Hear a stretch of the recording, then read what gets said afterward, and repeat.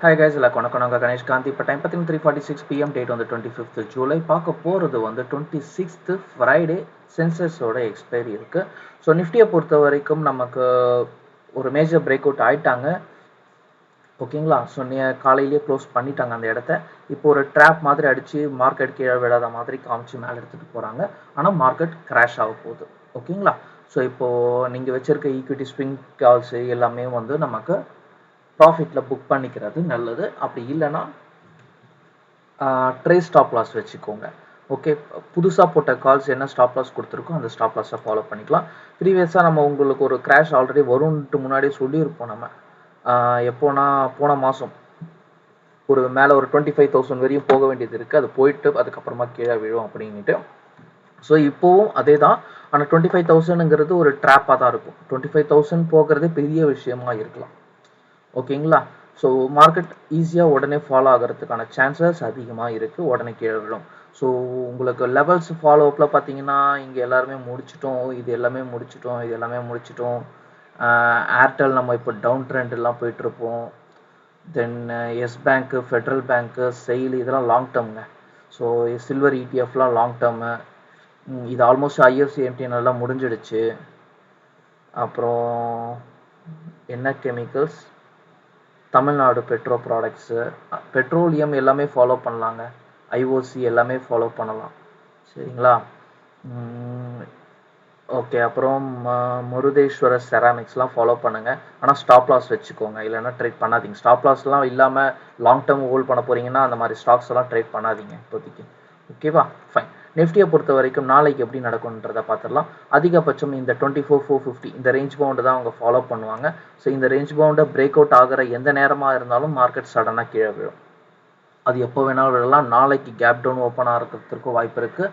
நாளைக்கு gap up open ஆகி இந்த இடத்துல ஒரு ட்ராப் மாதிரி அடிச்சுப்பாங்கன்னு வச்சுக்கோங்களேன். 490 வரையும் அடிச்சுட்டு திருப்பி கீழே வரதுக்கான வாய்ப்புகளும் இருக்குது. பேங்க் நிஃப்டி பலவீனமாக இருக்குது. ஓகேங்களா? ஸோ இது இப்போ நம்ம பேசுறது, இன்னைக்கு பேசுறது வந்து எதுவுமே ஃபண்டமெண்டல் பேஸ் பண்ணி கிடையாது, டெக்னிக்கலாகவே. ஓகேங்களா? Financial report as well quarter result report வந்துருச்சு. அது இல்லாமல் நமக்கு பட்ஜெட் ரிப்போர்ட்டு வந்த பிறகு இன்னிலிருந்து நம்ம டெக்னிக்கல் அனாலிசிஸை பேஸாக வச்சு தான் ட்ராக்பிள் பண்ணுவோம். ஸோ மார்க்கெட்டை கீழே விழும் அப்படிங்கிறது தான். ஸோ நாளைக்கு என்ன பண்ண போகிறோம் அப்படின்னு பார்த்தீங்கன்னா, நான் சொன்ன மாதிரி நிஃப்டியை இந்த இடத்துல பை பண்ணிக்கலாம். புட் ஆப்ஷன்ஸ் எடுத்துக்கலாம். கால் ஆப்ஷன் எடுக்கிறீங்கன்னா ட்ராப்பில் எடுத்து தான் நம்ம ட்ரேட் பண்ணுற மாதிரி இருக்கும். இதுக்கு கீழே வந்ததுன்னா அதிகமான ப்ராஃபிட் கிடைக்கும்.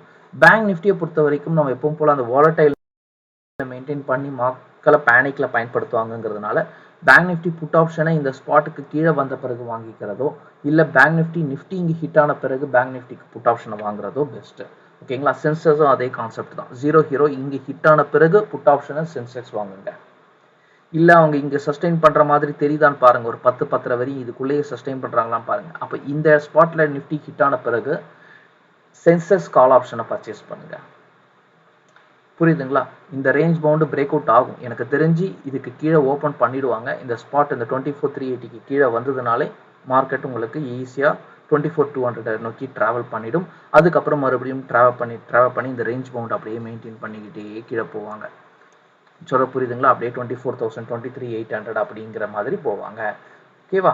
ஸோ க்ரூட் ஆயில் பார்த்தீங்கன்னா இப்போ 103 ஓடிட்டு இருக்காங்க. இவங்க 125 135 தாண்ட வேண்டியது இருக்குது. இப்போ 125 தாண்டின பிறகு வேணும்னா நீங்கள் உங்கள் ஸ்டாப் லாஸை 100க்குன்னு வச்சுக்கலாம்.